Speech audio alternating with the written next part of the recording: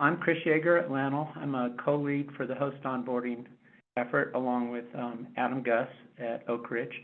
And today I'd like to give an overview of the efforts in this sphere, which basically spreads the entire ABF. Next. All right, so we've developed a system to help guide our host development and onboarding efforts within the ABF. It's called the tier system. We use this to identify new technologies and knowledge needed for a bioprocessing host to be further developed for use in industry. It guides the prioritization of the research toward technologies and knowledge based on complexity and level of need. It gives us a level of standardization for host development that we're trying to do within the ABF, and hopefully this can spread throughout the community. It also helps facilitate communication between different members of the ABF and outside on our host development activity. And we also use it to guide and track the development of the hosts that we've worked with over time. So this system is comprised of 3 tiers, and each of these tiers are comprised of a set of targets, as we call them, tools, knowledge sets, models that we use to advance the ability of a given strain to be an industrial host. So tier 1 are the tools and information that we deem absolutely necessary for any organism to go through a DBTL cycle. We call an organism that's made it through tier 1 as onboarded. All of the targets within this tier have to be met for the organism to establish itself as a tier 1 organism. Tier 2 tools and knowledge are more advanced, but still fairly commonly used around academia and industry in advancing their host. Once you've gone through tier 2, you've really established an organism that can really readily go through the DBTL cycle in various different ways. And then tier 3 are the more advanced, I guess complex, costly tools that might be used just for a particular reason, or if you're really advancing an organism towards an end state that you want to use it for, and you have a need for that tool. Next. So these are some of the targets that we need to hit, or I guess all the targets we need to hit for an organism to make it through tier 1. Obviously, the biosafety and biosecurity implications of the organism have to be assessed. There needs to be a complete genome. The basic growth conditions for the organism need to be known, established, and a way to measure growth kinetics, be it through OD, direct cell counts, or some other method. The basic antibiotic susceptibility of the organism should be characterized. There should be some selectable markers, either antibiotic or oxytrophic. A transformation or more should be established in the organism, maybe not super efficient, but at least something that you can get DNA in and out of the host. Plasmid or vector should be available, either integrative or replicative, or a transposon insertion vector. Basic expression parts, so you can drive expression of a gene in the organism. Counter-selectable markers, and finally, a genome integration system. Next.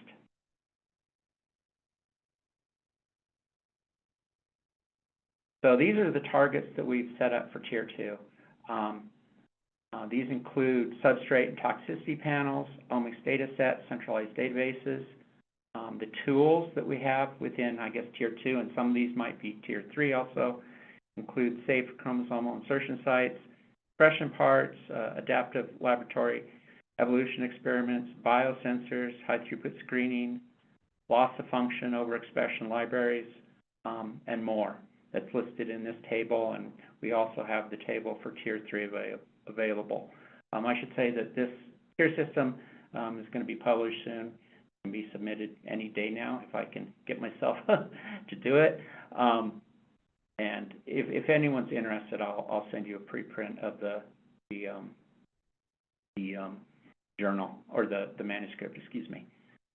Some of the models that are in Tier 2 and Tier 3 include metabolic reconstruction, metabolic control, as was discussed earlier, genetic scale metabolic models, pangenome analysis, etc. Next. So the way we're communicating our host onboarding efforts to the general public and amongst ourselves is through an online tool called Hobbit, which is the website is listed at the bottom left of this slide. And within it, we show the organisms that we have worked on, the organisms that we are going to begin working on. It offers details on individual host properties, which we call attributes, some of the relevant publications for development or onboarding of the organism, experimental data that we have generated within the ABF for each of these organisms, protocols, growth requirements, and other things. Like I said, we use this to communicate amongst ourselves and with the community at large, and also to track our onboarding and development, host development activity. Next, please.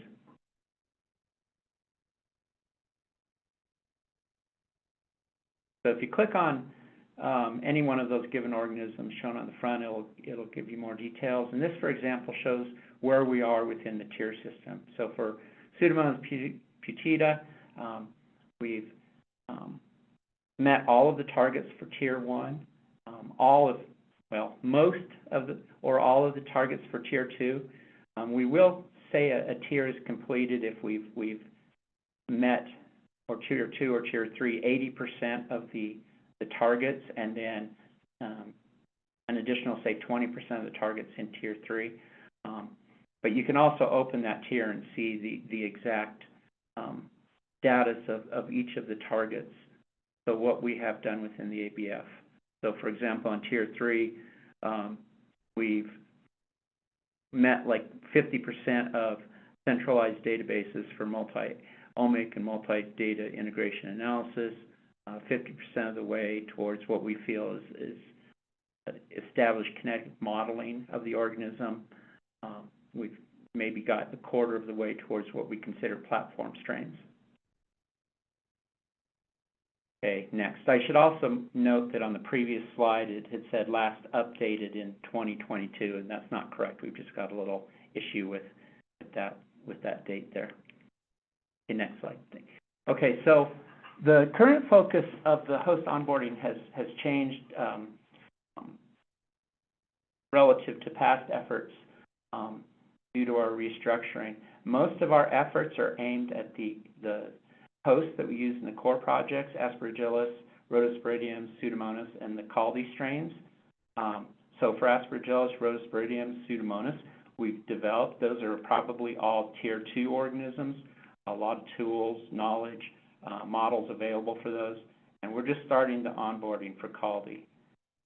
However, I would say that along with those organisms, we do work with industry collaboratively to develop and onboard their organism of choice using whatever tools they so wish that we have available within the ABF.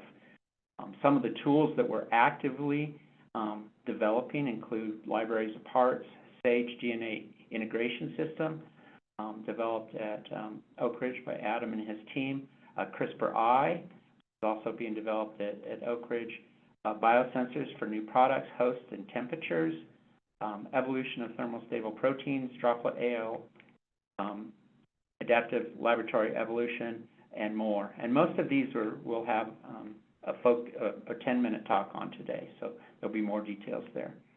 So again, like I said, our overall goal of this is to take the host onboarding approach from where, a bunch of different organizations, academia, industry, do their own small thing, and through the literature and, I guess a organic method, hosts are kind of developed further into a more standardized, systematic approach where people can more quickly develop hosts